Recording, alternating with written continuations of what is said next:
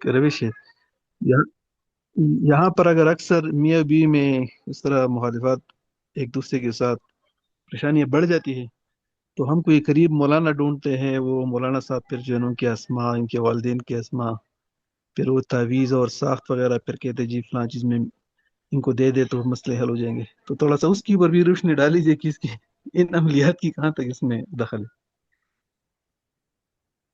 देखिए, इसमें यह है कि ये है, इसकी एक बड़ी अहम वजह अमल भी होता है।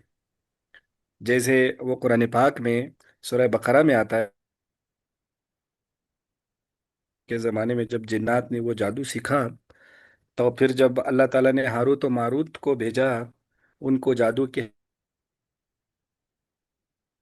दिया गया। अगरचे उस इल्म तफसीरी बात है, लेकिन उसमें इतनी बात है कि वे थे। तो उसमें खास तौर पर वो उसको कहते हैं कि तो मियाँ बीवी के दरमियान जो तफरीक होती है, एक उस्ताद की आवाज़ बहुत ज़्यादा कट रही है।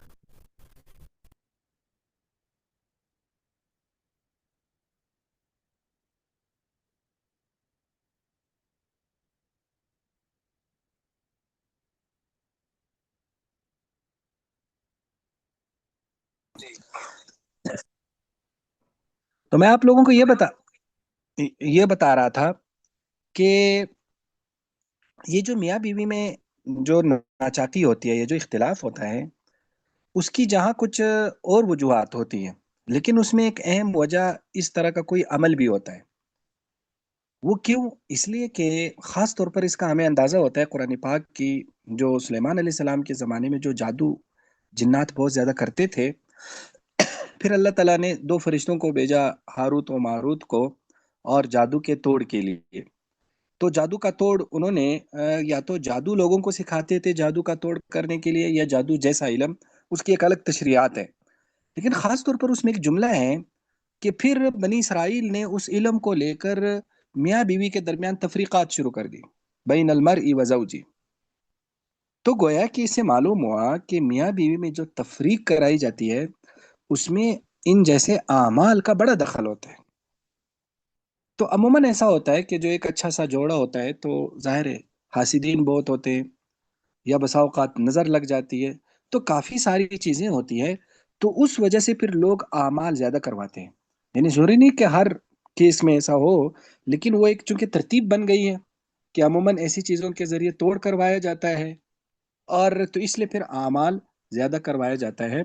और फिर जो शयातीन है ख़ास तौर पर, वो इस बारे में बड़े सरगर्म होते हैं। जैसे मिशकात शरीफ की हदीस है ना, कि वो जब जो है ना, जब बड़ा शैतान जब सबसे रिपोर्ट ले रहा होता है, तो उसमें एक कहता है कि मैंने मियाँ बीवी के दरमियान तफरीक करा दी, तो वो उससे बड़ा खुश होता है।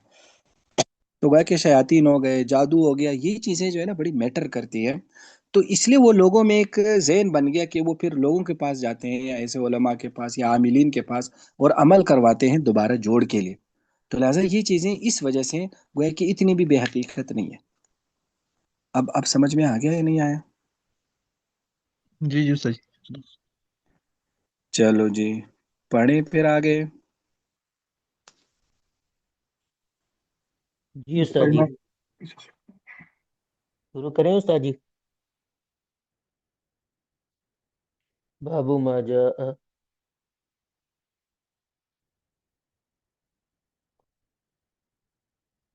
उस्ताद जी करें शुरू। जी सर, वही करें। बाबू माजा इज़ा सल्लल इमाम क़ाइदन फसल्लु क़ुऊदन जी अब बिसनद आवाज आ मुत्तसिल मिन्ना इलल इमाम अल हाफिज अबी ईसा मुहम्मद इब्न ईसा बिन सौरत तिरमिज़ी قال حدثنا قتيبة قال حدثنا الليث عن ابن شهاب عن أنس بن مالك رضي الله عنه قال خر رسول الله صلى الله عليه وسلم عن فرس فجحش فصلى بنا قائدا فصلينا معه قعودا ثم انصرف.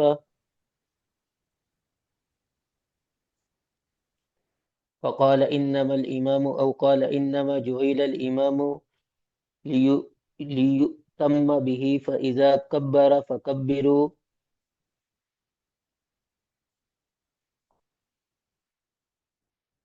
وإذا ركع فاركعوا وإذا رفع فارفعوا وإذا قال سمع الله لمن حمده فقولوا ربنا ولك الحمد وإذا سجد فاسجدوا وإذا صلى قائدا فصلوا قعودا أجمعون.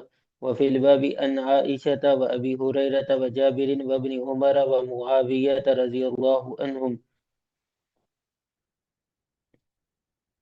قال أبو عيسى حديث أنس رضي الله عنه أن النبي صلى الله عليه وسلم خر عن فرس فجحش حديث حسن صحيح. وقد ذهب بعض أصحاب النبي صلى الله عليه وسلم إلى هذا الحديث، منهم جابر بن عبد الله وأسيد بن حزير وأبو هريرة وغيرهم رضي الله عنهم. وبهذا الحديث يقول أحمد وإسحاق. قال بعض أهل العلم إذا صلى الإمام جالسا لم يصلي من خلفه إلا قياما، فإن صلوا قعودا لم يجزهم، وهو قول سفيان الثوري ومالك بن أنس وابن المبارك والشافعي. شابش ماشاء اللہ، بہت خوب. تو یہ باب ہے، باب ما جاء، کہ یہ باب ہے اس بارے میں اذا صلی الامام، جب امام نماز پڑھے قائدن بیٹھ کر، فصلوا قعودا، تو تم بھی بیٹھ کر نماز پڑھو. تو حدیث حضرت انس بن مالک کی ہے. وہ فرماتے ہیں کہ خر رسول اللہ صلی اللہ علیہ وسلم، نبی علیہ الصلوۃ والسلام گر پڑے انفرسن، گھوڑے سے، فجوحشا، تو آپ زخمی ہو گئے، آپ کو خراشیں آئیں، زخمی ہو گئے، بیٹھ کر نماز پڑھائی. فصلینا معہ، نماز پڑھی. ثم انصرف، پھر جب آپ فارغ ہو گئے، فقال، فرمایا، انما الامام، بے شک یہ جو امام ہوتا ہے، او قال، یا آپ نے یوں فرمایا، انما جعل الامام، بے شک امام بنایا جاتا ہے، لیؤتم بہ، اس لیے کہ اس کی اقتداء کی جائے، یعنی امام ہوتا ہی اسی لیے کہ باقی لوگ اس کو فالو کریں. فیضا کبر، جب وہ تکبیر کہے، فکبرو، تو تم تکبیر کہو. وَإِذَا رَكَعَ، اور جب وہ رکوع کرے، فرکعوا، تو تم بھی رکوع کرو. وَإِذَا رَفَعَ،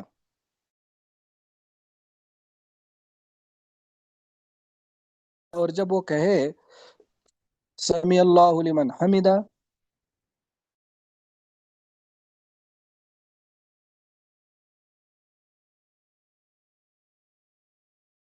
صلی قائدا، جب وہ بیٹھ کر نماز پڑھے، فصلوا قعودا اجمعون، تو تم بھی سب بیٹھ کر نماز پڑھو.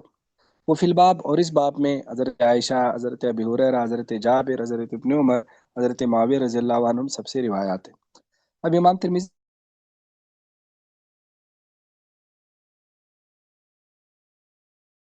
یہ حسن صحیح ہے، یہ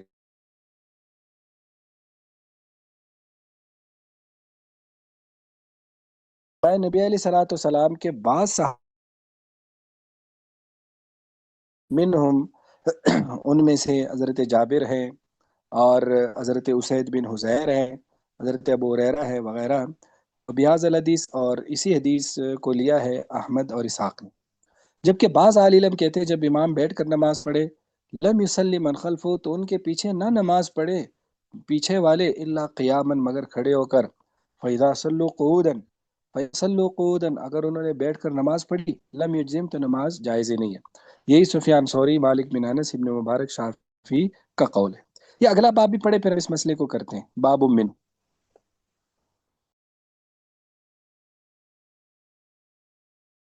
باب منه. وبه قال حدثنا محمود بن غيلان قال حدثنا شبابة عن شعبة عن نعيم بن أبي هند عن أبي وائل عن مسروق عن عائشة رضي الله عنها قالت صلى رسول الله صلى الله عليه وسلم خلف أبي بكر رضي الله عنه في مرضه الذي مات فيه قائدا. قال أبو عيسى حديث عائشة رضي الله عنها حديث حسن صحيح غريب. وقد روي عن عائشة رضي الله عنها عن النبي صلى الله عليه وسلم أنه قال إذا صلى الإمام جالسا فصلوا جلوسا.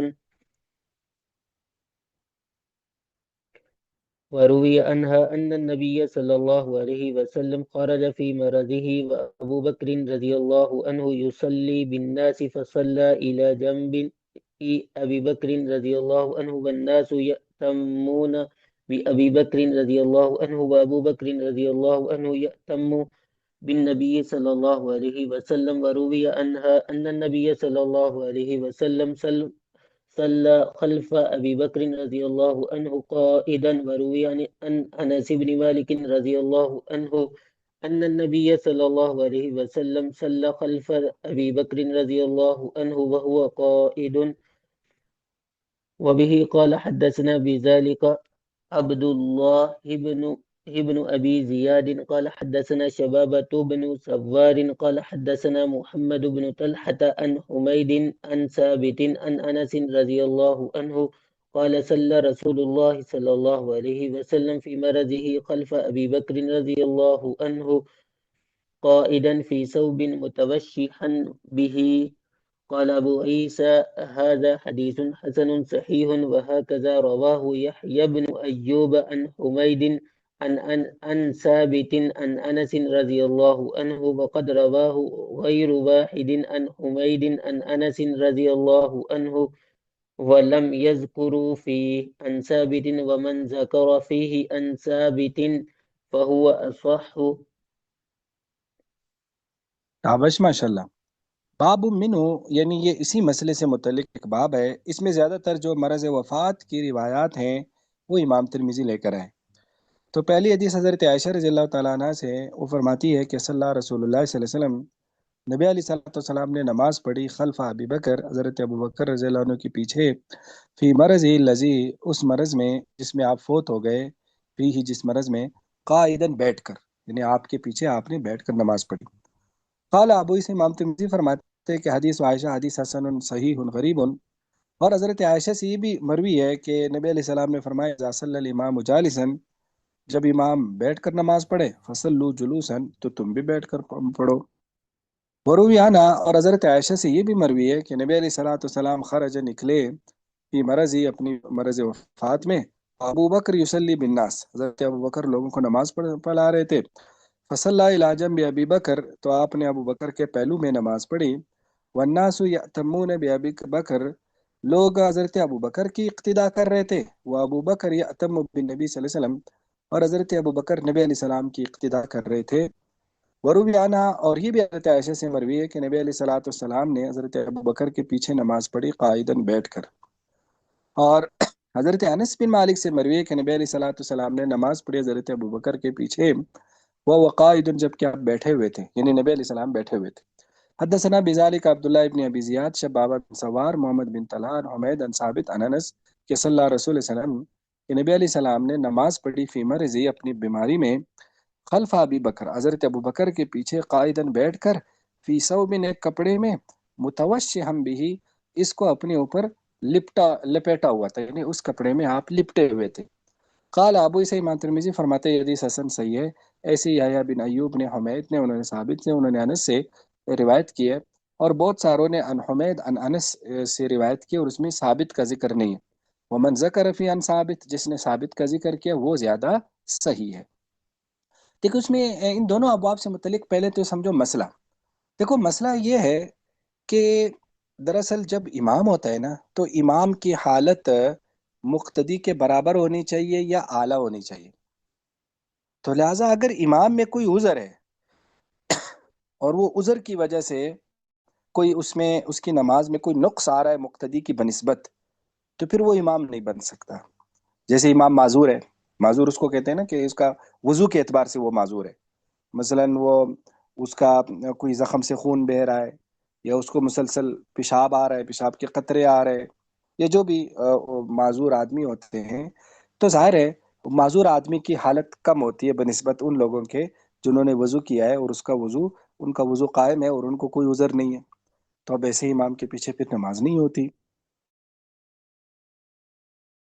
اتنا بیمار ہے کہ وہ اشارے سے نماز پڑھا رہا ہے تو اس کے پیچھے صحیح لوگوں کی نماز نہیں ہوتی، یعنی ہر ایسی حالت جس میں امام کی حالت ادنا ہو تو پھر اعلیٰ والوں کی اس کے پیچھے نماز نہیں ہوتی. یہ جیسے مثلا امام امی ہے، امی کا مطلب جائز ہو، اور جو باقی لوگ ہیں وہ قاری ہے، یعنی انہیں اتنا قرآن آتا ہے، تو پھر امی کے پیچھے قاریوں کی نماز آتا ہو کہ اسے نماز پڑھ سکے. تو یہ تو ایک اصول ہے. تو یہ کہ اگر امام تو کیا اقتداء درست ہے یا نہیں، تو اس میں یہ سب کہتے ہیں کہ درست ہے، لیکن امام مالک رحم اللہ کی ایک رائے نقل کی گئی ہے کہ ان کے نزدیک ایسے امام کے پیچھے مقتدیوں کی نماز درست نہیں ہے، یعنی جو کھڑے ہو سکتے ہیں، کیونکہ یہاں امام کی حالت کم ہے. لیکن باقی سارے ائمہ اس بات پر متفق ہے کہ جو ہے نا امام ایسے بیٹھ کر پڑھانے والے کے پیچھے کھڑے ہو کر نماز پڑھنے والوں کی نماز درست ہے. اب یہ اقتداء کی پھر سچویشن کیسے ہوگی؟ تو اس میں امام صاحب یعنی احناف اور شوافی تو یہ کہتے ہیں کہ مقتدی پہ امام بیٹھ کر نماز پڑھائے، اور مقتدی چونکہ کھڑے ہو سکتے ہیں تو وہ کھڑے ہو کر نماز پڑھیں، تو وہ کہتے ہیں اس طرح سے نماز پڑھے. لیکن امام احمد رحم اللہ اس حوالے سے یہ کہتے ہیں کہ اگر معذور آدمی شروع ہی سے معذور ہو، بیٹھ کر نماز پڑھائے، تو مقتدی بھی پیچھے بیٹھ کر نماز پڑھیں گے. لیکن اگر امام کو درمیان میں عذر پیش آیا، شروع میں وہ کھڑا تھا، صحیح طرح سے کھڑا ہو کر نماز پڑھا رہا تھا، لیکن درمیان میں کوئی ایسا عذر پیش آیا کہ وہ کھڑے ہونے پر قادر ہی نہیں ہوا، اب اس نے نماز کو کنٹینیو رکھنا ہے، تو وہ کنٹینیو بیٹھ کر کنٹینیو رکھیں، اور پیچھے جو مقتدی ہے وہ گویا کہ اسی طرح اسی حالت میں کھڑے رہیں. وہ اس طرح سے اس مسئلے کو دیکھتے ہیں. اب اگر ہم اس مسئلے میں حدیثوں کو دیکھیں تو نبی پاک صلی اللہ علیہ وسلم کے اس حوالے سے دو مختلف عمل منقول ہیں. ہوا یوں کہ 5 ہجری میں نبی پاک صلی اللہ علیہ وسلم کا ایک بڑا مشہور واقعہ ہے کہ آپ زخمی ہو گئے تھے، گھوڑے سے گر گئے تھے. تو اس میں آتا ہے کہ آپ ایک گھوڑے پر سوار تھے، تو وہ گھوڑا اچانک وہ آپ کے کنٹرول سے نکل گیا، تیز بھاگا، اور تیز بھاگتے ہوئے وہ گھوڑا جو تھا وہ ایک درخت کے کھجور کا ایک درخت تھا، تو اس کے قریب سے گزرتے ہوئے نبی پاک صلی اللہ علیہ وسلم کو یا تو اس سے پھینک دیا گیا، یا پھر کچھ اس طرح سے کہتے ہیں کہ نبی پاک صلی اللہ علیہ وسلم کا جو اس درخت کی طرف پاؤں تھا وہ اس درخت کے ساتھ زور سے لگا، تو یا تو اس میں موچ آئی یا اس میں زخم ہو گیا، گھس گیا. تو گویا کہ اس میں کچھ ایسا حادثہ ہو گیا کہ گویا کہ آپ علیہ صلاۃ والسلام گر گئے تھے، یعنی موچ بھی آئی اور گر بھی گئے تھے. تو اس طرح سے ایک زخم کا ایک واقعہ ہوا. اب اس زخم بڑا سخت زخم تھا، گھٹنے میں اور خاص طور پر کمر میں زیادہ زخم تھا. تو ایسی حالت میں پھر آپ علیہ صلاۃ والسلام نہیں چل سکتے تھے، آپ نماز کے لیے نہیں آتے تھے ان دنوں میں. تو ان دنوں میں آپ علیہ صلاۃ والسلام ایک اوپر ایک کمرہ بنا ہوتا تھا جو آپ علیہ صلاۃ والسلام شاید خلوت کے لیے اس کو یوز کرتے ہوں گے، تو اس کو مشروبہ کہتے ہیں. تو اس بالا خانے میں یا اس مشروبہ میں آپ علیہ صلاۃ والسلام نے نمازیں پڑھی ان دنوں میں. تو آپ علیہ صلاۃ والسلام نہیں آتے تھے. لیکن یہاں تھوڑا سا اس حوالے سے ہو سکتا ہے کسی تلاش اور تتبع سے یہ مل جائے کہ ان دنوں میں مسجد نبی میں کون نماز پڑھا رہے تھے. لیکن مجھے ایسا لگتا ہے کہ شاید صحابہ ادھر آتے ہوں گے، کیونکہ آگے واقعہ بھی اسی کا ہی ہے. تو اب اس میں ہوا یوں کہ آپ علیہ صلاۃ والسلام صحابہ آئے اور آپ علیہ صلاۃ والسلام کے ہاں یہی اقتدا کی. یا تو یوں کہہ سکتے کہ وہ صحابہ ویسے بیمار پرسی کے لیے آئے تھے، بیمار پرسی کے لیے آ کر تو ان کا ذہن بنا کہ چلو آپ علیہ السلام کے پیچھے نماز پڑھتے ہیں. یا تو یوں کہہ سکتے ہیں، یا پھر یوں کہہ سکتے ہیں کہ نہیں، وہ آپ علیہ صلاۃ والسلام کے پیچھے نماز پڑھنے کے لیے ادھر آیا کرتے تھے. دونوں باتیں صحیح ہو سکتی ہیں. تو خیر اس موقع پر جب نماز شروع کر دی تو آپ علیہ السلام نے صحابہ کو فرمایا کہ نہیں، تم بیٹھ کر نماز پڑھو، میں تو معذور ہوں، بیٹھ کر نماز پڑھا رہا ہوں، تو تم بھی میرے پیچھے بیٹھ کر نماز پڑھو. تو یوں اس طرح سے بیٹھ کر نماز پڑھائی. اس موقع پر آپ نے یہ والی حدیث بولی، انما جعل الامام لیؤتم به فاذا کبر فکبروا واذا رکع فارکعوا واذا وقع رفع فارفعوا واذا قال سمع الله لمن حمده فقولوا ربنا ولك الحمد. اب اس حدیث کی ایک سند میں، یہ ویسے ہمارے مسئلے سے متعلق نہیں لیکن ویسے اضافی فائدے کے لیے یہ حدیث مسلم شریف میں آ رہی ہے. مسلم شریف کی ایک سند میں اس میں ایک اور جملے کا بھی اضافہ ہے. وہ اضافہ ہے وَإِذَا قَرَأَ فَأَنصِتُوا، کہ جب امام قرات کرے تو تم خاموش رہو. فَأَنصِتُوا، کہ تم کیا رہو، خاموش رہو. وہ آپ میں سے پتہ نہیں کس نے وہ ریکارڈنگ سن کر وہ سوال کیا تھا، آپ میں سے کسی نے، وہ کہ پھر جب امام سن نہیں رہا ہو، جب ہم امام کی قرات سنتے نہیں تو پھر ہمیں کیوں، پھر تو ہمیں پڑھنا چاہیے. تو اس وقت بھی میں نے ان کو یہ بات بتائی تھی کہ قرآن کی آیت میں کیا آ رہا ہے کہ وَإِذَا قُرِئَ الْقُرْآنُ فَاسْتَمِعُوا لَهُ وَأَنصِتُوا، کہ تم سنو اور خاموش رہو، یعنی خاموشی مستقل ایک حکم ہے. تو یہاں بھی دیکھو بڑی عجیب الفاظ ہے، وَإِذَا قَرَأَ فَأَنصِتُوا، کہ جب امام قرات کرے تو تم خاموش رہو. یہ نہیں کہا فَاسْمَعُوا سنو، فرمایا خاموش رہو. نہیں اس میں یہ کہا کہ جب امام جارن قرات کرے تو تم خاموش رہو، نہیں، وَإِذَا قَرَأَ، جب وہ قرات کر رہا ہو، قرآن پڑھ رہا ہو تو تم خاموش رہو. تو اس لیے وہ ہم آناف سری نمازوں میں بھی انصات کے قائل ہے، خاموشی کے قائل ہے. تو خیر وہ اسی حدیث کے بعض طرق میں آ رہا ہے، امام ترمذی نے اس کو نقل نہیں کیا لیکن مسلم شریف وغیرہ میں وہ آتا ہے. تو اب اس حدیث میں دیکھو، اس میں الفاظ کیا ہے، وَإِذَا صَلَّى قَائِدًا فَصَلُّوا قُعُودًا نَجْمُ، کہ جب امام بیٹھ کر نماز پڑھے تو تم بھی بیٹھ کر نماز پڑھو. تو یہ گویا کہ احناف اور شوافی کی بڑی مضبوط، نہیں امام احمد کی یہ دلیل ہے، امام احمد اس سے استدلال کرتے اور امام اسحاق بھی.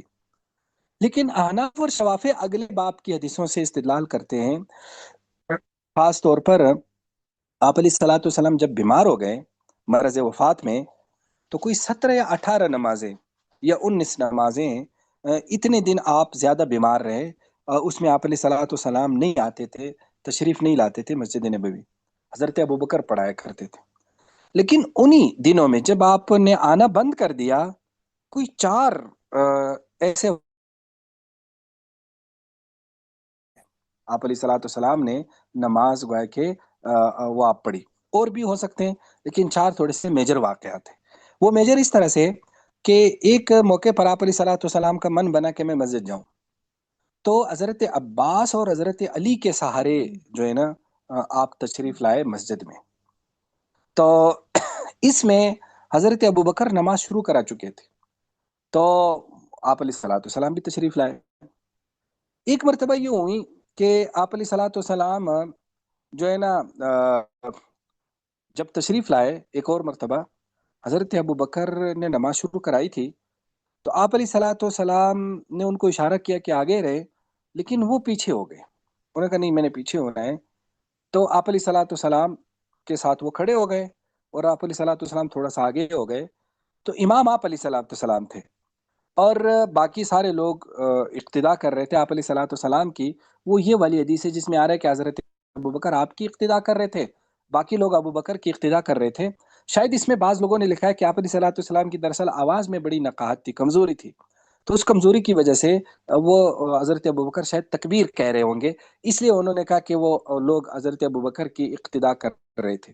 یا پھر یوں بھی ہو سکتا ہے کہ ایسی سچویشن ذہن میں آتی ہے کہ شاید آپ علیہ الصلوۃ والسلام تو بیٹھ کر پڑھا رہے تھے، حضرت ابوبکر بھی بہت پیچھے نہیں ہوئے تھے، پیچھے صفوں میں تو جگہ تھی نہیں، تو ایسا لگتا ہے وہ ایسے پیچھے ہو گئے ہوں گے کہ وہ تھوڑا سا آپ علیہ الصلوۃ والسلام کی اٹھک بیٹھک چھپ گئی ہوگی لوگوں سے. آپ علیہ الصلوۃ والسلام تو ظاہر بیٹھے ہوئے تھے نا، اور آواز میں بھی نقاہت تھی، تو اس لیے پھر لوگ حضرت ابوبکر سے اندازہ لگا رہے تھے کہ ابھی آپ علیہ الصلوۃ والسلام رکوع میں، ابھی سجدے میں.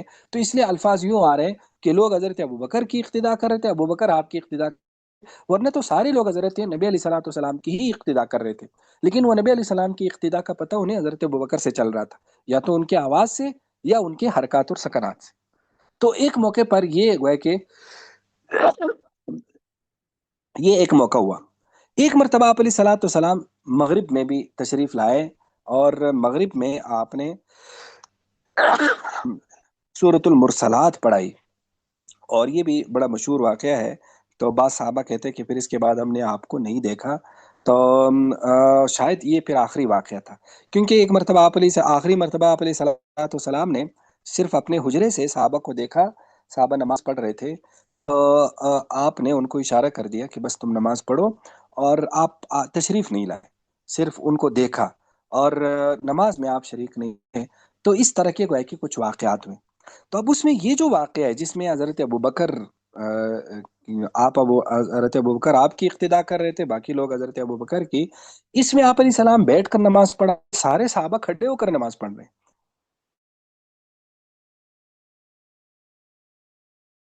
احناف کی، اور ہم یہ کہتے ہیں کہ دیکھو اس واقعے سے وہ واقعہ منسوخ ہو گیا جو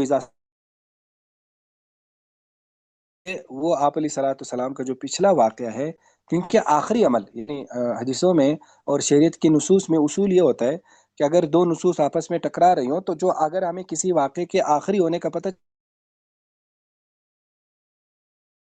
تو لہٰذا ہم اس عمل سے اس کو کیا کر دیتے ہیں، منسوخ سمجھتے ہیں۔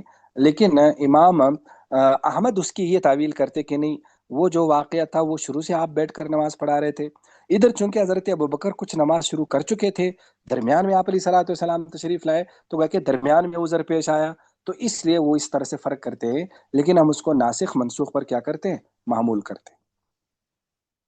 یہ سمجھ میں آ گیا یا نہیں آیا اب؟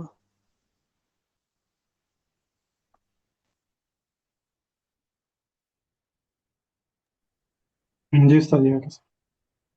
چلو جی پھر پڑھو آگے۔ سر اس میں ایک بات بتائیے گا، جو آپ نے شروع میں بتایا تھا کہ جو امام جو ہے مطلب اس کا افضل ہونا ضروری ہے، تو یہ حنفیہ کا بھی ایک قاعدہ ہے کہ افضل ہونا ضروری ہے یا مفضول بھی کروا سکتا ہے امامت؟ نہیں دیکھو، افضل کا لفظ میرے خیال میں تھوڑا سا ٹھیک نہیں ہوگا۔ لفظ یہ ہوگا کہ امام کی حالت جو ہے نا وہ مقتدیوں کے برابر ہو یا اس سے اعلیٰ ہو، امام کی کنڈیشن جو ہے، جیسے مثلا قرات میں اس کی کنڈیشن، اسی طرح بیماری اور صحت میں اس کی کنڈیشن، وضو میں طہارت میں اس کی کنڈیشن، اسی طرح جو ہے نا اور بھی بہت ساری اس میں صورتیں آتی ہیں، اس میں اس کا اعلیٰ ہونا یا برابر ہونا ضروری ہے۔ لیکن کچھ چیزوں میں ہم سمجھتے ہیں کہ شاید یہ صورتحال ادنا ہوگی، شریعت اس کو ادنا نہیں سمجھتی۔ کیسے؟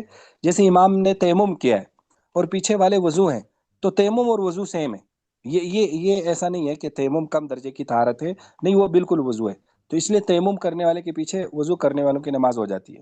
یا اسی طرح اگر امام نے پاؤں نہیں دھوئے، مسح کیا ہے، تو یہاں بھی ایسا ہی ہے، کنڈیشن سیم ہے۔ یہاں ہم نہیں کہہ سکتے اس نے تو پاؤں نہیں دھوئے، اس نے تو مسح کیا، نہیں، شریعت نے مسح کو بالکل غسل ہی دھونے کی طرح قرار دیا۔ تو گویا کہ وہاں ایسا نہیں ہے کہ وہ حالت ادنا ہے، تو حالت جو ہے نا امام کی اعلیٰ ہونی چاہیے یا امام کے برابر ہونی چاہیے، اور یہ اصل میں حنفیہ کا ہی اصول ہے۔ تو باقی لوگوں کا بھی یہی اصول ہوگا، باقی ائمہ کا مجھے زیادہ ان کی تفصیلات کا نہیں پتہ، لیکن یہ اصل اصول ہے بھی اس کا ہے، اور ایسا لگتا ہے باقی ائمہ کا بھی ہوگا، کیونکہ ایک بڑی یعنی کامن سینس کی بات ہے کہ وہ جب امام بنا ہے تو پھر امام کی صورت میں اس کا اعلیٰ ہونا یا اس کی حالت جو ہے نا اس کا تھوڑا سا برتر ہونا بنتا ہے۔ تو آپ اس حوالے سے کیا پوچھ رہے تھے؟ جی جی یہی میرے ذہن میں تھا، وہ افضل جو جیسے آپ نے قرآن پاک پڑھنے کا بتایا تھا نا کہ قاری اگر ہو اور پیچھے جو امی ہو وہ نہ پڑھے، تو میرے ذہن میں وہ یہی آیا تھا کہ بعض اوقات تو یہاں پہ ہوتا ہے کہ لوگ پڑھا دیتے ہیں اور پیچھے حفاظ کرام پیچھے کھڑے ہوتے ہیں، تو امام جو ہے وہ نہیں، آفیسز میں اس طرح ہوتا ہے جیسے ہمارے بعض اوقات، تو وہ لڑکا کوئی کروا دیتا ہے، جیسے ایڈمن کا لڑکا ہے وہ نماز کروا دیتا ہے، اور جو پیچھے آفس کے حافظ بھی ہوتے ہیں وہ پیچھے کھڑے ہوتے ہیں۔ اور نہیں، اللہ کے بندے، اللہ کے بندے، میں نے اس وقت بھی یہ تصریح کی تھی کہ امی اور قاری سے مراد یہاں ہمارا امی اور قاری نہیں ہے۔ جی جی امی سے مراد فقہ کی اصطلاح میں وہ آدمی ہے جس کو اتنا قرآن بھی نہیں آتا کہ اس سے نماز جائز ہو جائے، تو جی ایسا آدمی پھر سبحان اللہ کے کر اپنی نماز پوری کرتا ہے جب تک وہ کوئی صورت نہیں سیکھتا، وہ امی مراد ہے، ٹھیک ہے؟ جی جی اگر اس کو سورہ فاتحہ اور صورت آتی ہے وہ شریعت کی نظر میں قاری ہے، ٹھیک ہے؟ تو وہ پھر نماز بیسک تو ہو جاتی ہے، لیکن وہ پھر وہ اس میں آ جاتی ہے کہ امامت کا زیادہ حقدار کون ہے، وہ پھر اس مسئلے کے تحت آ جاتا ہے کہ بہتر یہ ہے کہ ایسے کی بجائے اگر پیچھے حفاظ کھڑے ہیں یا پیچھے علماء کھڑے ہیں اور آگے جو ہے نا ایک غیر عالم کھڑا ہے، تو پھر بہتر یہ ہے کہ عالم یا حافظ کو آگے کر دے، تو وہ تو پھر ان میں اس طرح کی درجہ بندی ہے۔ لیکن بہرحال نماز کے جواز میں کوئی مسئلہ نہیں، کیونکہ وہ بھی تو ذرا فاتحہ اور سورت تو پڑھ سکتا ہے نا، تو لہٰذا اس کے پیچھے نماز کے جائز ہونے میں مسئلہ نہیں۔ یہ وہ امی کی بات کر رہے جو قرآن پڑھنے پر قادر ہی نہیں ہے۔ یہ سمجھ میں آ گیا اب؟ جی جی سر شکریہ۔ جی، ایکسکیوز می یہ سر، اس لیے ہمارے، جی جی پوچھیں۔ جیسے کوئی نان مسلم ہے، وہ مسلمان ہوتا ہے تو اسے قرآن کا کچھ بھی حصہ نہیں آتا، تو وہ سورۃ فاتحہ کی ایسا جگہ ہی پہ سبحان اللہ پڑھے؟ ہاں ایسا ہی ہے، وہ اس وقت کوئی اذکار یا کچھ بھی جو اس کو آتا ہے وہ کرے، لیکن اس وقت تک اس کو بٹھایا جائے گا کہ بھئی آپ کب تک سیکھ سکتے ہو، تو لہٰذا اس کو جب تک وہ سیکھ رہا ہے تو بس اس وقت تک اس کی نمازیں جائز ہے. پھر جب ایک مرتبہ وہ سیکھ گیا پھر گویا کہ وہ قرآن سے ہی پڑھے گا تو وہ بھی اسی طرح سے کرے گا. بالکل. ٹھیک ہو. جزاک یہ اللہ. اس لیے ہمارے نا فقہ کی کتابوں میں جو مسئلے بیان کرنے کے اصول لکھے ہیں اس میں ایک اصول یہ لکھا ہے کہ عوامی اجتماعات میں مسئلے نہ بیان کیے جائیں. کیونکہ عوامی اجتماعات میں ایک تو لوگوں کی توجہ نہیں ہوتی، دوسرا بسا اوقات آدمی آدھے اس میں آ جاتا ہے، آدھا مسئلہ سنتا ہے آدھا نہیں سنتا، تو بڑے مسائل ہو جاتے ہیں. کیونکہ مسئلہ بڑا گہرا ہوتا ہے نا، یعنی مسئلہ وہ پورا جب سنیں گے تو سمجھ میں آتا ہے، اس کا تھوڑا سا بھی ایک پارٹ مس ہو گیا نا تو وہ مسئلہ کہیں کا کہیں ہو جاتا ہے. اب جیسے یہی امی اور قاری والا مسئلہ دیکھیں، حالانکہ اب کلاس میں توجہ بھی ہے پھر بھی اس کے باوجود تھوڑی سی ایک پارٹ مسنگ سے مسئلہ کیسے بدل گیا. تو لہٰذا یہ کچھ علماء جو ہوتے ہیں نا وہ ممبر پر بیٹھ کر مسائل بیان کر رہے ہوتے، مسائل بیان کر رہے ہوتے. بھائی ممبر مسائل کے بیان کا نہیں ہے. کچھ علماء یوٹیوب پہ مسائل بیان کرتے رہتے ہیں. تو بھائی یہ مسائل اس میں اب ایک آدمی نے لیا، آدھا آگے کر دیا، درمیان سے سن لیا، تو بڑے مسائل پیدا ہوتے ہیں. یہ جو مسائل ہے یا تو اس طرح جس طرح ہم آپ کو سکھا رہے ہیں وہ تو الگ بات ہے، یا یہ دراصل ہر مستفتی کا اپنا مسئلہ ہے. جس کو مسئلہ پیش آئے وہ مفتی سے پوچھے. وہ عمومی سب کے سامنے جس کا مسئلہ ہے ہی نہیں تو اس کے سامنے بیان کرنے کی ضرورت ہی نہیں. فتویٰ لکھتے تھے ظاہر ہے وہ عجیب و غریب لکھتے تھے تو وہ مفتیان کرام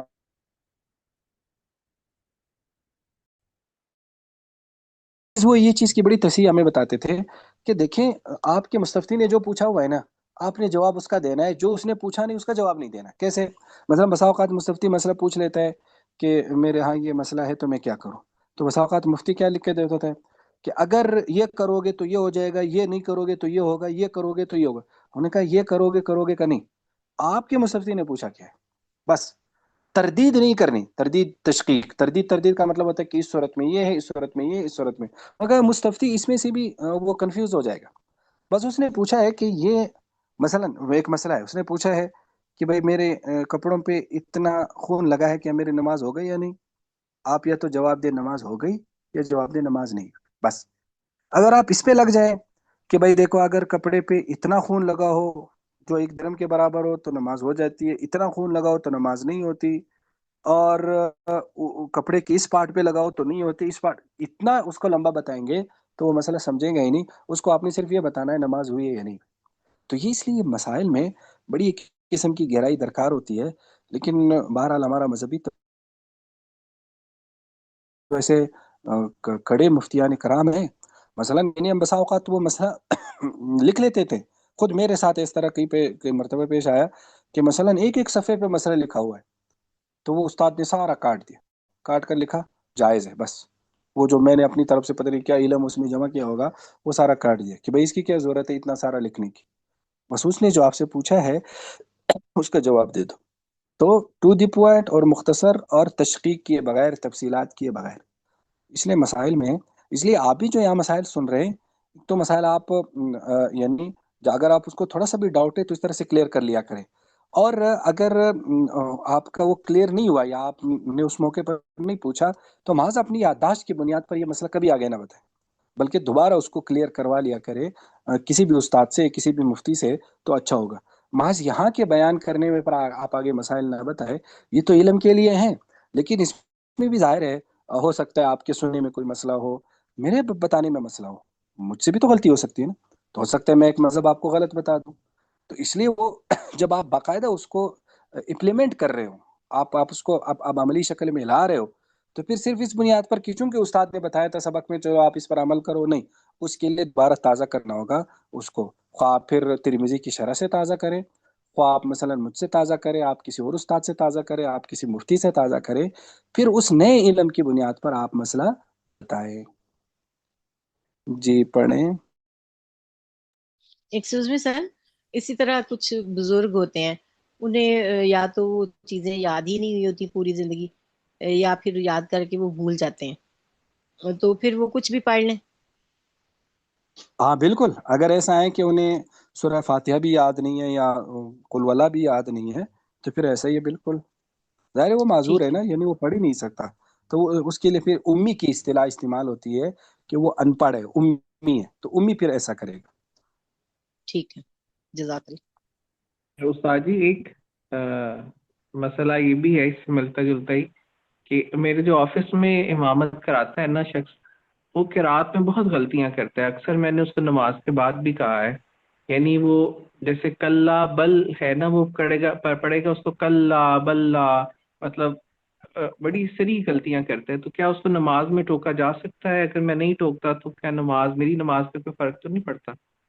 ہاں، یہ ایک الگ مسئلہ ہے. ابھی اس کو مجھے پھر تازہ کرنا ہوگا کہ ایک آدمی ہے، وہ امی تو نہیں ہے، وہ ہے تو قاری، یعنی مطلب ہے قرآن پڑھ سکتا ہے، لیکن وہ قرآن میں بہت بڑی بڑی غلطیاں کرتا ہے. بڑی بڑی غلطیوں سے مراد ہے کہ ایسی غلطی کرتا ہے، اس کو ہماری فقہ کی کتابوں میں کہتے ہیں زلت القاری، قاری کی غلطی، قرآن میں غلطی.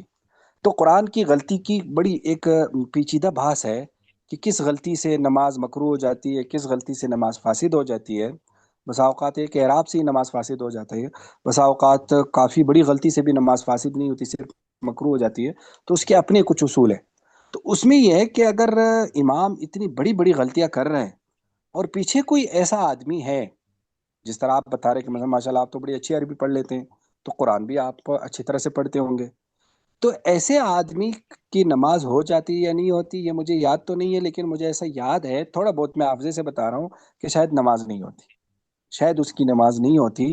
کیونکہ جو جو اس طرح سے قاری ہو، تو یعنی جو باقاعدہ قاری ہو، جو قرآن صحیح پڑھ سکتا ہو، وہ اس طرح غلط سلط پڑھنے والے کے پیچھے کم از کم اس آدمی کی نہیں ہوتی. لیکن یہ مجھے یاد دلانا، میں ذرا اس کو تازہ کروں گا. مجھے اس طرح سے یہ مسئلہ ذہن میں کہ نہیں ہوتی.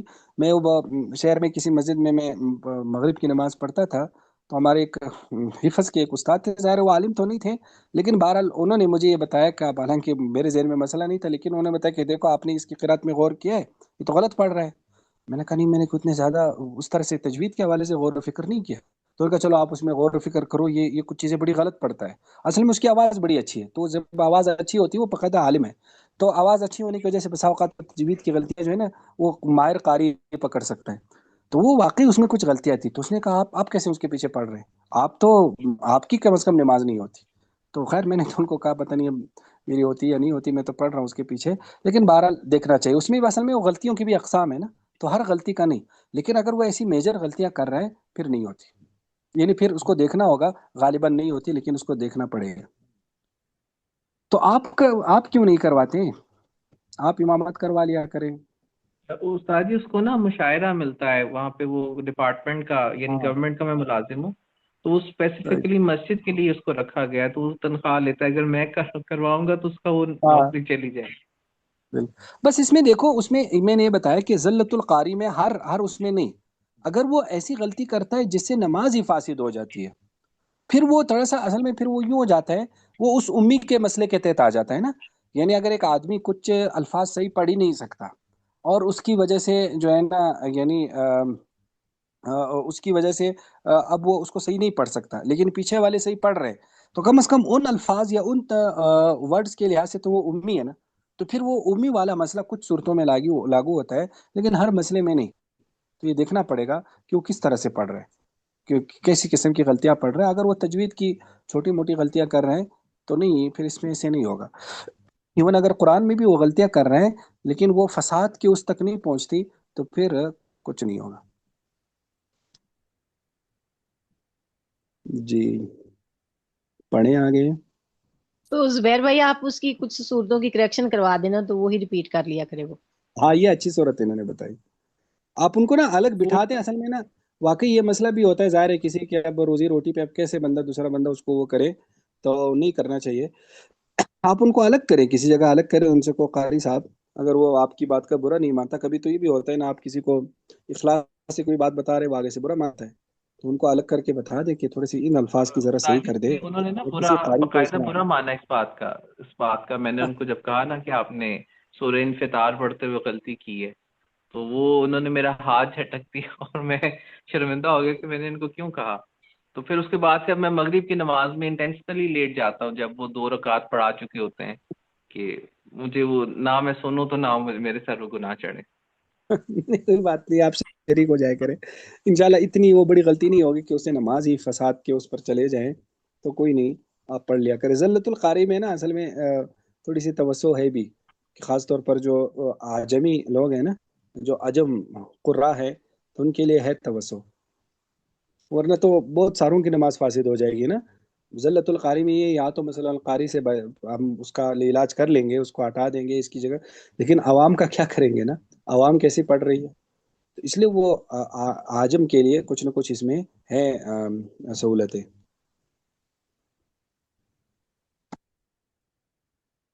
جی پڑھے آگے.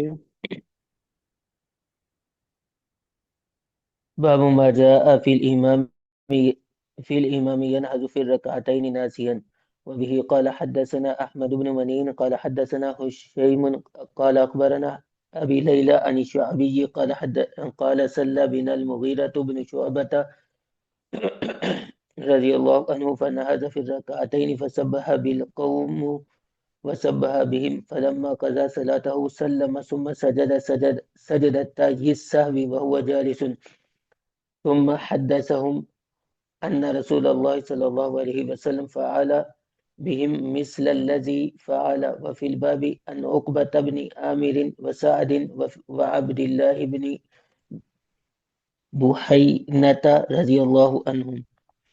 قال أبو عيسى حديث المغيرة بن شعبة رضي الله عنه قد روي من غير وجه عن المغيرة بن شعبة رضي الله عنه. وقد تكلم بعض أهل العلم في ابن أبي ليلى من قبل حفظه. قال أحمد لا يحتج بحديث ابن أبي ليلى. وقال محمد بن إسماعيل ابن أبي ليلى هو صدوق ولا أروي عنه لأنه لا يدري صحيح حديثه من سقيمه. وكل من كان مثل هذا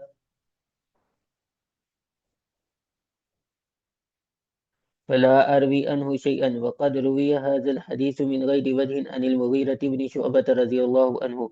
وروى سفيان عن جابر عن المغيرة بن شبيل عن قيس بن أبي حازم عن المغيرة بن شعبة رضي الله عنه. جابر الجعفي قد ضعفه بعض أهل العلم. تركه يحيى بن سعيد وعبد الرحمن بن مهدي وغيرهما. والعمل على هذا عند أهل العلم على أن الرجل إذا قام في ركعتين مضى في صلاته وسجد سجدتين منهم من رأى قبل التسليم ومنهم من رأى بعد التسليم ومن رأى قبل التسليم فحديثه أصح لما روى الزهري ويحيى بن سعيد الأنصاري عن عبد الرحمن الأعرج عن عبد الله بن بحينة رضي الله عنه. وبه قال حدثنا عبد الله بن عبد الرحمن قال حدثنا يزيد بن هارون عن المسعودي عن زياد بن علاقة قال صلى بنا المغيرة بن شعبة رضي الله عنه فلما صلى ركعتين قام ولم يجلس فسبح به من خلفه فأشار إليهم أن قوموا. فلما فرغ من صلاته سلم وسجد سجدتي السهو وسلم وقال هكذا صنع رسول الله صلى الله عليه وسلم. قال أبو عيسى هذا حديث حسن صحيح. وقد روي هذا الحديث من غير وجه عن المغيرة بن شعبة رضي الله عنه عن النبي صلى الله عليه وسلم. بس ماشاء اللہ. یہ باب ہے باب ماجا فی الامام ینہضو. یہ باب اس بارے میں کہ امام کھڑا ہو جاتا ہے، اٹھ جاتا ہے، من الرکعتین، دو رکعتوں سے، ناسین، بھول کر. تو حضرت شابی کہتے ہیں کہ صلی بن المغیرہ بن شعبہ، مغیرہ بن شعبہ نے ہمیں نماز پڑھائی، فنا فی الرکعتین، تو دو رکعتوں میں وہ اٹھ گئے. فسبح بالقوم، تو قوم نے سبحان اللہ کہا، وسبح بہم، تو انہوں نے بھی سبحان اللہ کہا. یعنی قوم نے تو سبحان اللہ کہا کہ آپ نے غلطی کر لی، انہوں نے بھی سبحان اللہ کہا کہ گویا کہ میں نے غلطی نہیں کی. فلما قضا صلاۃ، تو جب انہوں نے اپنی نماز پوری کی، سلم، سلام پھیرا، ثم سجد سجدتي ساوی، پھر دو سجدے ساوی کیے، وہ جالسون، آپ بیٹھے ہوئے تھے. ثم حدثهم، پھر حدیث بیان کر دی کہ نبی علیہ السلام نے بھی اسی طرح کیا، مثل الذی فعل، جیسے انہوں نے کیا. انہوں نے کہا مجھ سے غلطی ہو گئی، تو اس غلطی کا مداوع اسی طرح ہوگا کہ میں سجدہ سہو کروں۔ وہ فی الباب نقبہ بن عامر، سعد، عبداللہ بن بحینا۔ یا ایک بات ذہن میں رکھے، پھر بعد میں بھول جاؤں گا، فسبح بالقوم، اسے معلوم کہ اگر امام سے غلطی ہو جائے تو سبحان اللہ کہنا ہے۔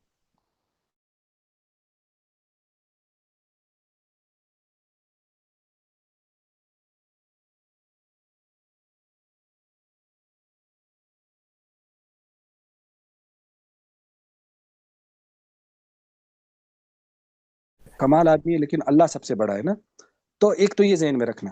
لیکن جب کسی سے غلطی ہو جائے نا، پھر ہم سبحان اللہ کہتے ہیں۔ سبحان اللہ کا مطلب ہوتا ہے اللہ اللہ ہر عیب سے پاک ہے۔ تو گویا کہ ہم یہ کہنا چاہتے ہیں کہ اللہ پاک ہے ہر عیب سے، اس انسان پاک نہیں ہے، دیکھو اسے غلطی ہو گئی ہے۔ تو گویا کہ کسی کی غلطی پہ یا عجیب کام پہ عموماً سبحان اللہ کہا جاتا ہے، اور اچھے اور باکمال کام پہ کیا کہا جاتا ہے؟ اللہ اکبر۔ تو کچھ اسی پوری اللہ اکبر شروع کر دیتے ہیں، سبحان اللہ کہنا چاہیے کہ گویا کہ بس غلطی ہو گئی۔ لیکن وہ شاید اللہ اکبر اس لیے کہتے ہیں کہ آپ اٹھ جائیں اللہ اکبر، وہ اس لیے شاید وہ اللہ اکبر کہہ رہے ہیں کہ گویا کہ اٹھ جائیں اللہ اکبر کہہ کر اٹھ جائیں، شاید وہ یہ کہنا چاہتے ہو، یہ ویسی لوگوں کی شاید مزاج بنا ہو۔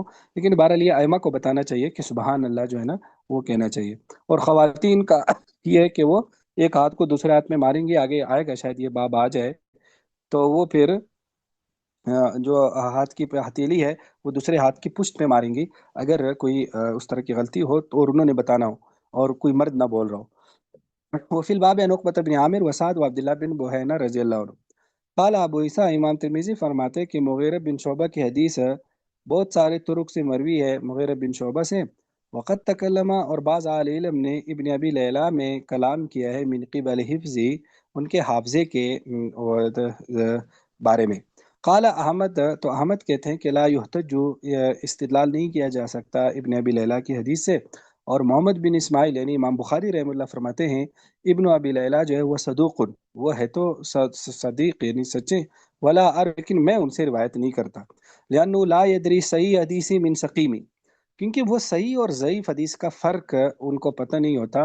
وکل من کان مثل هذا، اور ہر وہ آدمی جو اس طرح سے ہو، فلا اروی عنہ شیئا، تو میں اسے کچھ نہیں لیتا۔ ظاہر امام بخاری کے معیار پہ اترنا بھی تو ایک بہت مشکل کام ہے۔ وقد روی هذا الحدیث، کہتے یہ حدیث مروی ہے، من غیر وجہ، بہت سارے سندوں سے، مغیرہ بن شعبہ سے۔ اب آگے ذرا وہ بتا رہے ہیں کہ ایک سند سفیان عن جابر عن المغیرہ بن شبیل عن قیس بن ابی حازم عن مغیرہ بن شعبہ۔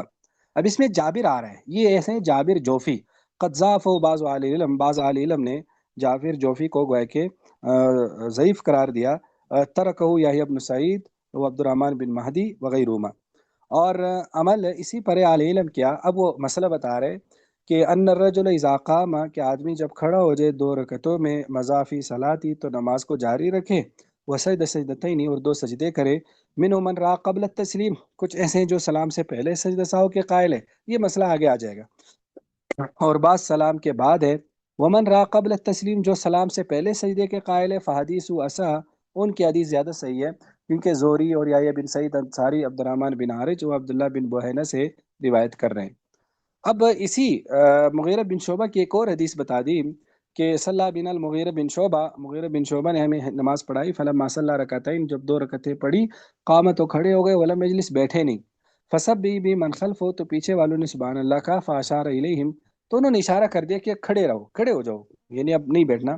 فلما فرغ من صلاتی، جب نماز سے فارغ ہو گئے، سلم، سلام پھیرا اور 2 سجدے کیے، وہاں کذا، اور فرمایا ہاں کذا صنع رسول اللہ صلی اللہ علیہ وسلم، ایسے ہی نبی علیہ الصلوۃ والسلام نے گویا کہ کیا۔ دیکھو یہاں انہوں نے سلام پہلے پھیرا، سجدہ سہو بعد میں کیا، تو یہ بعد سلام ہو گئے۔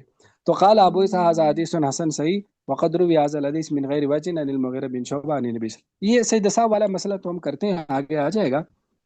اس میں آپ صرف یہ سمجھ لیں کہ 2 رکعتوں جو فرض کی 4 رکعتیں، خاص طور پر فرض کی اور واجب کی، اور سنت موقدہ بھی اسی میں شامل ہے، جو زور کی 4 سنتیں، تو زور کی 4 سنتیں ہو گئی، 3 وتر واجب ہو گئے، اور فرض کی 4 رکعتیں، ان کے دوسرے شفع پہ بیٹھنا واجب ہے بقدر تشہد۔ تو لہٰذا اگر کوئی آدمی قدر تشہد سے آگے بڑھ گیا تو بھی سجدہ سہو واجب ہے، کوئی آدمی بیٹھا ہی نہیں تو بھی سجدہ سہو کیا ہے؟ واجب ہے۔ اور اب اس میں یہ کہ اگر آدمی کھڑا ہو گیا، تو اگر تو ابھی پورا کھڑا نہیں ہوا، ابھی مثلا وہ ابھی جھکا ہوا ہے اور اٹھ رہا ہے، اسے یاد آیا یا کسی نے یاد دلائے تو بیٹھ جائے. لیکن اگر وہ مکمل کھڑا ہو گیا پھر بیٹھنا نہیں چاہیے، خواہ یاد بھی آ جائے. پھر ایسی صورت میں نماز جاری رکھے، بعد میں سجدہ سہو کرے، کیونکہ اس کی وجہ یہ ہے کہ جب وہ کھڑا ہو گیا تو اب وہ فرض، رکعت فرض ہے نا، قیام فرض ہے، اب وہ فرض میں چلا گیا. اور یہ جو قاعدہ ہے یہ واجب ہے، تو فرض سے واجب کی طرف نہیں آیا جاتا، تو اس لیے پھر وہ کھڑا ہی رہے. لیکن اگر وہ بیٹھ گیا تو ٹھیک ہے، لیکن بہرحال اس نے اچھا نہیں کیا، سجدہ سہو اس کو پھر بھی کرنا ہی پڑے گا. تو لہٰذا جب سجدہ سہو کرنا ہی ہے تو پھر کیوں لوٹنے کی پھر ضرورت نہیں ہے، پھر وہ کھڑا ہی رہے اور اپنی نماز پوری کرے، بعد میں سجدہ سہو کرے. ایک تو یہ. لیکن ایک اور بات یہاں آپ نے ذہن میں رکھنی ہے، یہ مفتی سعید احمد پالمپوری صاحب نے اپنی ترمذی کی شرح میں کچھ باتیں لکھی ہیں. اس میں خاص طور پر انہوں نے یہ کہا ہے کہ یہ جو باقی نوافل جو ہے خاص طور پر، اور باقی سنتیں، ظاہر ہے باقی سنتیں تو پھر چار ہیں ہی نہیں، یعنی سنت غیر موقدہ آ جاتی ہے. سنت غیر موقدہ ہو گئی یا نوافل ہو گئی. اس میں حضرت نے یہ بات لکھی ہے کہ اس کی 2 رکعتوں میں عطایات پوری پڑھنی ہے، بالکل دعا تک پڑھنی ہے، اور پھر کھڑے ہونا ہے. کیونکہ وہ کہتے ہیں کہ جو سنت غیر موقدہ ہے، یہ جو نوافل ہے، وہ دراصل 2 رکعت ہوتی ہے، یعنی ہر شفع الگ نماز ہوتی ہے. تو لہٰذا اب یعنی یہ اس لیے انہوں نے یہ بات کی، لہٰذا اگر ان یعنی نوافل میں یا سنت غیر موقدہ میں آدمی اگر تشہد سے آگے بڑھ گیا تو سجدہ سہو اس پر واجب نہیں. یعنی اگر وہ بقدر تشہد بیٹھ کر کھڑا ہو گیا تب بھی کوئی بات نہیں، بہتر یہ ہے کہ وہ آخر تک چلا جائے. لہٰذا گویا کہ وہ تو بہتر ہے کہ آخر تک جائے نا، تو لہٰذا اس پر سجدہ سہو واجب نہیں ہوتا. تو بعض لوگ نوافل اور سنت غیر موقدہ مکس کر جاتے ہیں فرائض اور واجبات کے ساتھ. کیونکہ فرائض اور واجبات میں یہ ہے کہ اگر پہلا قاعدہ تشہد سے آگے تھوڑا سا بھی بڑھتے ہیں تو سجدہ سہو واجب ہو جاتا ہے. نوافل وغیرہ میں سجدہ سہو واجب نہیں ہوتا. تو یہ گویا کہ ذہن میں یہ تھوڑی سی تشریح جو ہے نا یہ رہے. لیکن سجدہ سہو کا مسئلہ آگے آئے گا، وہ اس کو آگے خود بھی بیان کریں گے. یہ سمجھ میں آ گیا یا نہیں آیا؟ اب آگے وہی مسئلہ آ رہا ہے کہ وہ بقدر تشہد بیٹھنا ہے. یہ آگے بھی یعنی پڑھے سر کچھ. جی پوچھیں. جی سر، یعنی اگر نوافل میں یا سنن میں غلطی سے آپ تشہد سے آگے چلے جاتے ہیں، یہ آپ کہہ رہے ہیں غلطی سے اگر چلے جاتے ہیں تو پھر سجدہ سہو نہیں ہوگا؟ ہاں، یعنی غلطی سے آگے چلے جائیں، یعنی اصل میں یہاں آگے چلنا چاہیے، یعنی اصل میں اس میں یہ چلنا چاہیے.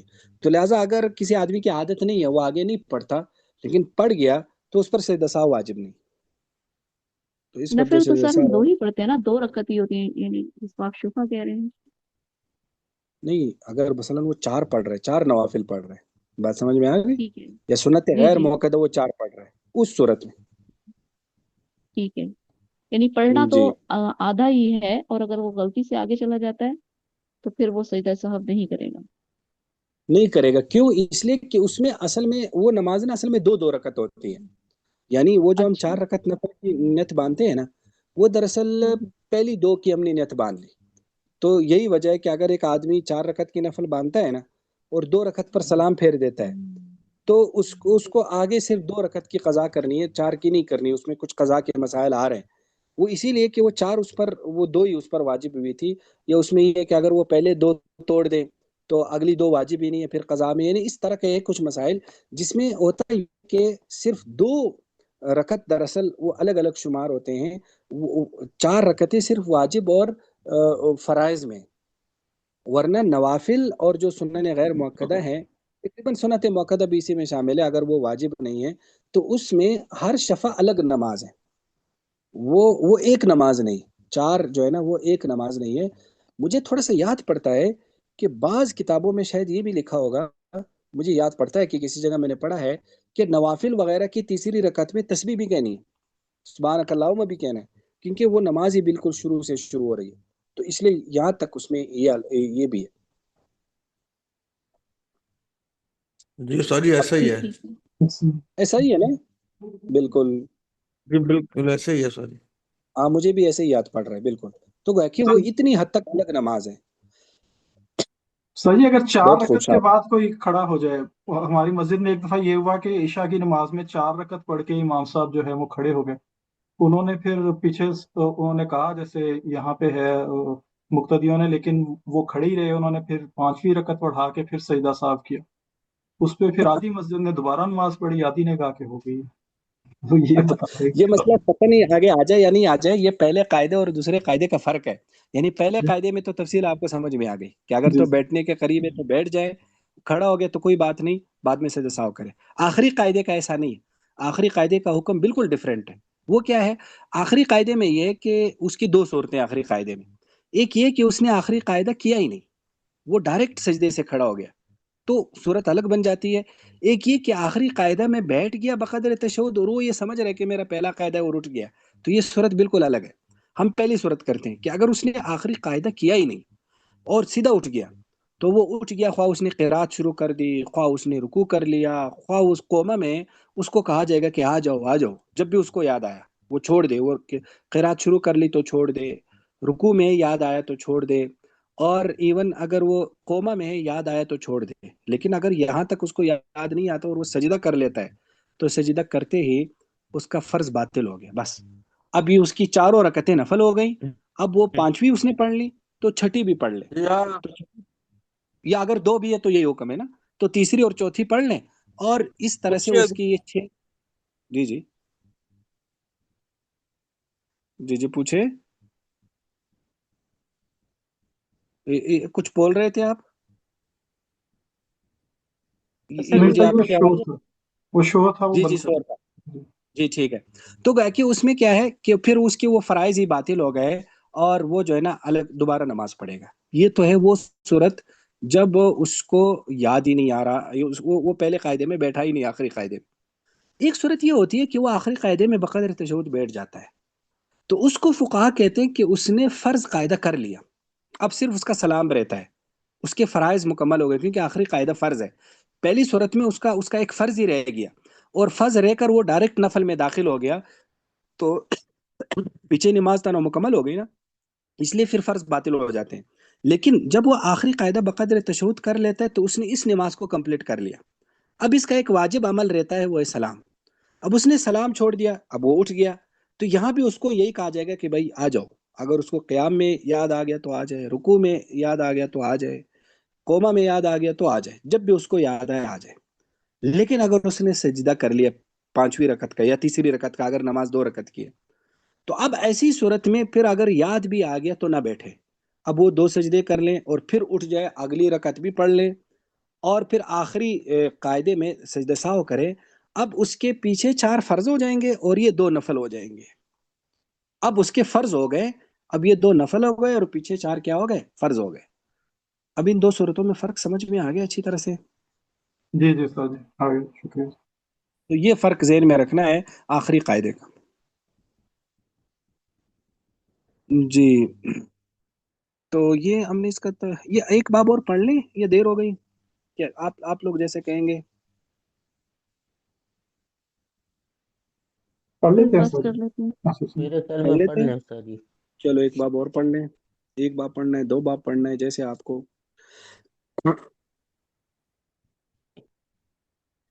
یہ کوئی کہہ باب رہا تھا ما کہ بس جاء کریں، في مقدار سارے کہہ رہے تھے القعود پڑھ في لیں. الركعتين چلو الأوليين. وبه قال حدثنا محمود بن غيلان قال حدثنا أبو داود هو الطيالسي قال حدثنا شعبة قال حدثنا سعد بن إبراهيم قال سمعت أبا عبيدة بن عبد الله بن مسعود يحدث عن أبيه رضي الله عنه قال كان رسول الله صلى الله عليه وسلم إذا جلس في الركعتين الأوليين كأنه على الرزف. قال شعبة ثم حرك سعد شفتيه بشيء فأقول حتى يقوم فيقول حتى يقوم. قال أبو عيسى هذا حديث حسن صحيح إلا أن أبا عبيدة لم يسمع من أبيه رضي الله عنه. والعمل على هذا عند أهل العلم يختارون ألا يطيل الرجل قعود في الركعتين الأوليين ولا يزيد على التشهد شيئا في الركعتين الأوليين.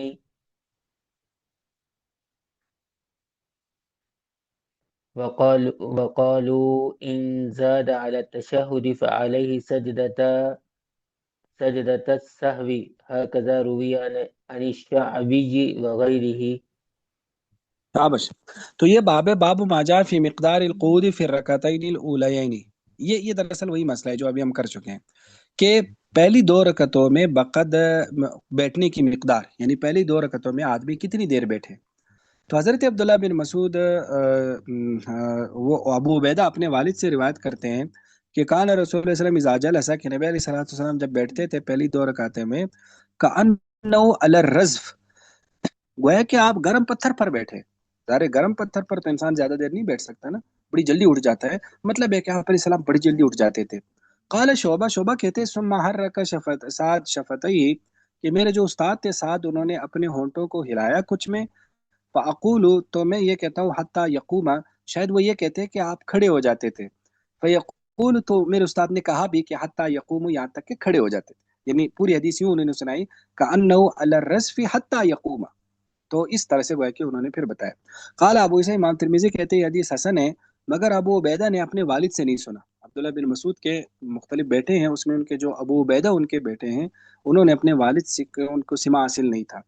اور عمل اسی پر ہے. اہل علم کیا یختارون، وہ اس بات کو پسند کرتے ہیں، اللہ یطیل الرجل، کہ آدمی قاعدے کو لمبا نہ کرے پہلی 2 رکعتوں میں، اور تشہد پر کچھ بھی اضافہ نہ کرے پہلی 2 رکعتوں میں. اور وہ کہتے ہیں انزاد اعلی تشہد، اگر تشہد پر اضافہ کرے گا تو اس پر سجدہ سہو ہے. ایسے امام شافعی وغیرہ سے ہیں. لیکن میں نے بتا دیا کہ یہ فرض کی بات ہو رہی ہے، نوافل میں ایسا نہیں. نوافل اور سنن غیر مؤکدہ میں ایسا نہیں ہے.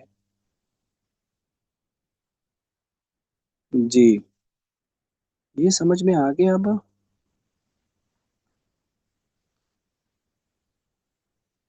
جی استاد جی، شکریہ. جی آگے پڑھیں.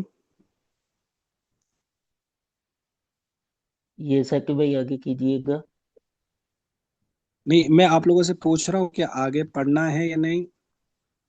اگر پڑھنا جی ہے تو کافی پڑھتے ہیں.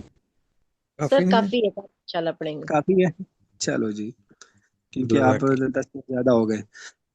ٹھیک ہے، انشاءاللہ اس کو اللہ، کل کرتے ہیں پھر. جزاک اللہ ٹھیک ہے، خیر. فی امان اللہ. السلام علیکم ورحمۃ اللہ. وعلیکم السلام ورحمۃ اللہ وبرکاتہ.